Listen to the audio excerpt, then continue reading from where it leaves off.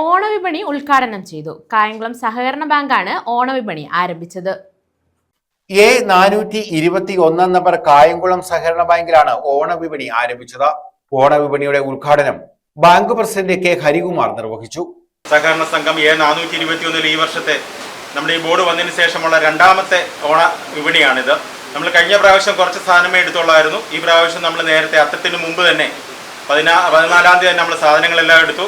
അപ്പോൾ ഏകദേശം 28ഓളം ഐറ്റങ്ങൾ, ഓണക്കിറ്റ് കൂടാതെ 28ഓളം ഐറ്റങ്ങളുണ്ട്. അത് നമ്മളെല്ലാം പാക്ക് ചെയ്ത് 10 കിലോ അരി, മറ്റേ പച്ചരി, എല്ലാ ഐറ്റംസും നമ്മുടെ ധാന്യങ്ങളെല്ലാം ഉണ്ട്. അതെല്ലാം ഓരോ കിലോ വെച്ച് കൊടുക്കുന്നുണ്ട്. നല്ലൊരു നമ്മുടെ പൊതു മാർക്കറ്റിനേക്കാട്ടിൽ ഏകദേശം 400 രൂപയുടെ കുറവ് സാധനത്തിൽ കിട്ടും.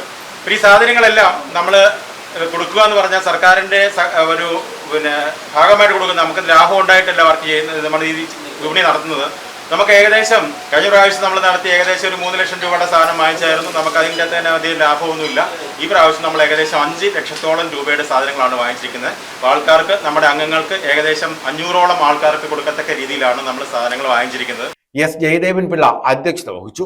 ആരംഭിച്ചത് 2006 VS കേരളത്തിൻ്റെ മുഖ്യമന്ത്രിയായിരുന്നു.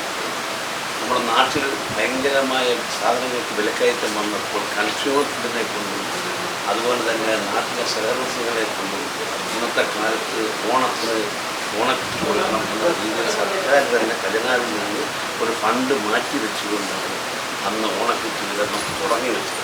ആ തുടങ്ങി വെച്ച് മാറി മാറി വരുന്ന സർക്കാരുകൾക്ക് അത് കൊടുക്കാൻ പറ്റാത്ത സാഹചര്യത്തിലേക്ക് നമ്മുടെ വിലക്കയറ്റം വർദ്ധിച്ചു വരുന്ന സാഹചര്യത്തിൽ ഏത് ഗവൺമെൻറ് വളരുന്നാലും ഇത് കൊടുക്കാതിരിക്കാൻ കഴിയും.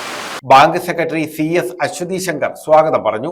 G ശ്രീനിവാസൻ, P മധു, രാധാകൃഷ്ണ മേനോൻ, MP രാമഭദ്രൻ, ബിനു അശോക, സ്വപ്ന മോഹൻ, രാകേഷ്, ഓച്ചറചന്ദ്രൻ, വിനീത, K ഉപേന്ദ്രൻ, R രഞ്ജിത്ത, അബ്ദുൾ റഹീം എന്നിവർ പങ്കെടുത്തു. News bureau, Kayamkulam.